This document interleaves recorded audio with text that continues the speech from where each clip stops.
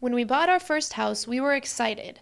We never really thought about having to rip up carpet or worry about a sump pump. But it never crossed our minds that we may have to try and make it through a natural disaster.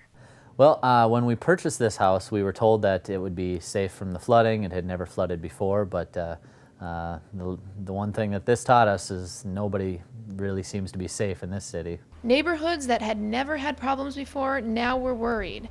My neighborhood had 3 breaches around the time of the first crest. We began knocking on all the neighbors' doors, making sure that they got everybody out, letting them know that there was a mandatory evacuation, that the dike could be breached at any moment. It wasn't something that I enjoyed to tell someone that they have to leave their home, because being a homeowner myself, I know that if someone came to my door and told me I had to leave, I'd be very hesitant to want to leave, because I want to be able to protect my home. Even though the gate to our neighbors' houses is now open, the contingency dike reminds us that the fight is not over.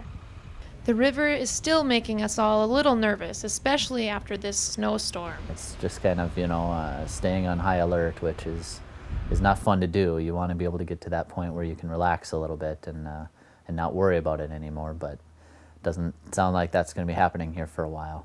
It makes my mom a little worried as well. My daughter Leslie moved back home with us for about 3 days and moved in with like 3 or 4 suitcases and stayed here for the last 3 or 4 nights, and we just waited it out and we just hoped and prayed we didn't have to leave.